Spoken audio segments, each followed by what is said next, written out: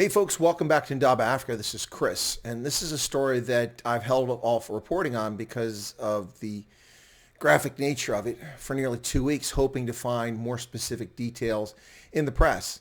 But it appears that this story remains buried in the press. So as a consequence, I'm writing to a parliamentarian tonight to ask for additional information. A member of the Democratic Alliance in Gauteng from the National Assembly, Adrian Roos.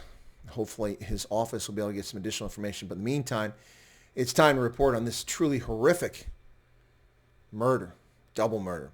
On Friday, the 5th of February, 2021, 84-year-old Duifie Oousthuizen and her partner, Oom Tas, 86 years of age, were attacked outside their home in Gauteng. They were beaten savagely, tortured, then dragged into their home where they were burned alive. Burned alive. This rural double homicide is neglected, ignored by law enforcement, by politicians, from the ruling African National Congress, and by the press. In a country where 60 murders happen every day, perhaps the press is just tired of reporting on violent murders. But this particular sort of violence is beyond vile and disgusting.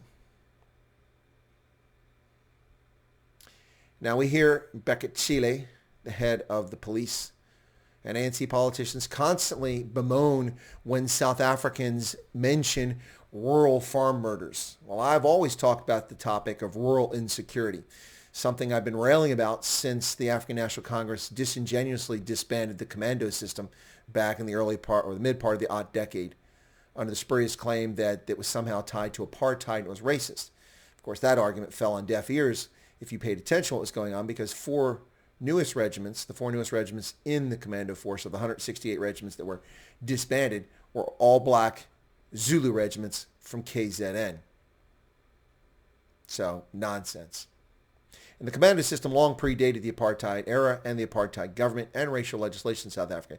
It was a system similar to the United States in our early days of independence of Minutemen who would grab their rifles, their muskets, their powder, provisions, and their horse, and rush off to defend the country. That's what the commandos were. That developed into a reserve system, and reserve members provided rural security, intercepting illicit drug trafficking, responding to farm attacks, and many other activities which police seem to be incapable or unwilling to deal with. Once that system was disbanded, in short order, all 168 regiments disbanded, farm murders continued apace and picked up in many instances. But contrary to what Bheki Cele and Cyril Ramaphosa would like to convince the world of, Cyril Ramaphosa lying to the world on Bloomberg in New York for a United Nations summit, frankly, flat out lying. There are no farm murders in South Africa. You're full of it, absolutely full of it. They happen each and every day, farm attacks and farm murders a few times a week. And it hasn't stopped. Hundreds of farmers and farm members and their children have been butchered and murdered since Cyril Ramaphosa's lies to the world media just a couple years ago. South African media can't be bothered to cover this important topic. International media in collusion ignores it by and large or blames it on white racism, crying about just typical normal crime. This isn't normal crime. You don't take vulnerable 86-year-olds and 84-year-olds, beat them savagely, drag them into a home, and then set the place alight. Now, if this were a one-off incident, and we didn't see this happening on a habitual, regular basis across the country, one might say that perhaps there was a grudge, or perhaps a disgruntled former employee, or perhaps a family member. Who knows? This could be anything. We'd have to wait and see an investigation. But since the media and the police fail to inform the public on this situation whatsoever, we're left only for speculation. But what we do know is that this is an ordinary crime. Just like the slaughter and butchering of the Brown family in Northern Cape in July of 2020, when 54-year-old Elzabi and her parents, Bheki, 73, her mother, and her father, Danny, 83, were drugged from their home, the parents murdered, Bheki sexually assaulted and murdered, left in a field. Nothing stolen. The canard that we're always fed is that these are just simple robberies. They're not robberies.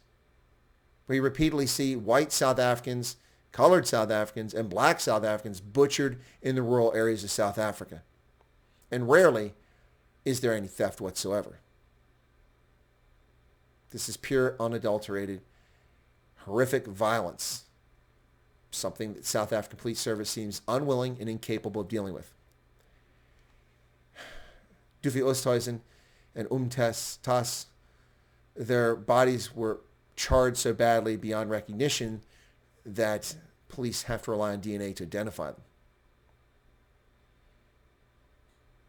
Now, this savage double homicide still hasn't been reported in mainstream press in South Africa. Why? Why not?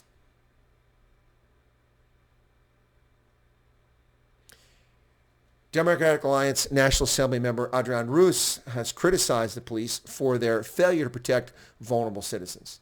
I can't argue with that.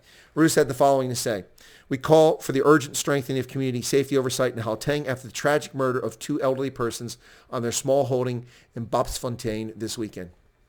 Barely 1 in 20 farm attacks in Gauteng over the last 8 months has resulted in an arrest. The police are incapable or unwilling to implement rural safety plans in the province.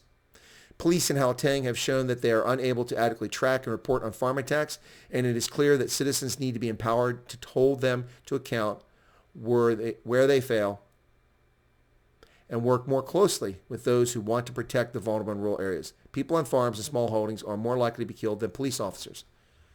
That's a shocking statistic. And when you look at the per capita assaults on people on rural farms in South Africa of all ethnicities, it's off the charts. They are the most vulnerable and the most heavily attacked group of people in South Africa. And the government doesn't care. It can't be bothered with this.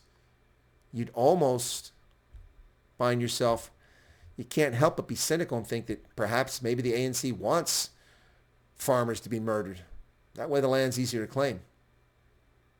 Is that the objective here? The police force is supposed to protect all South Africans, all 58 million of them, plus authorized visitors and residents who are foreign nationals, not simply cadres with their privilege.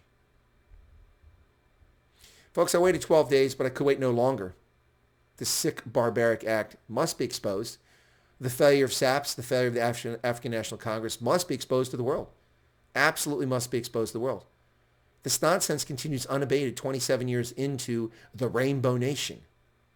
Instead of being adequate policing, SAPS is a disgrace. Yes, there are pockets of excellence, but that's not acceptable. It's not enough for a country with rampant crime where respect for women is abysmally low. Rape and murder of women is off the charts. 60 people murdered per day. And those in rural areas on farms are especially vulnerable because they're far away from law enforcement response, isolated, easily cut off, and butchered. The saddest part about this, perhaps, is that the media, the government, the police just don't care. The horrific suffering and then being burned alive of poor Duifie Oousthuizen and Oom Tas will pass unrecognized by the slime balls in governance, in the police, and in the collusionary media. But not here in Chris White, Africa. We value all life, and the senseless murder of black, colored, Indian, white South Africans gets our attention. And we hope that you share this content with others so that the world knows. Hashtag the world must know. Hashtag the world must know. The horrors unfolding in the ANC's paradise for cadres and cadres alone. Well, folks, if you're not a subscriber, why not become one? Smash that subscription button right down there. Be sure to toggle the bell icon and say all notifications. And if you have your YouTube app open, you'll get notified when I have live streams, prepared videos, and these premieres that come up. Finally, I ask that you smash the like button because likes get YouTube's attention and they promote the videos so that more people become aware of it. Since no one else seems to have a care in the world to talk about the suffering plight of Ms. Oousthuizen and Mr. Tas, help us spread the word. God bless. Thank you for your time, for your custom, and for your patience.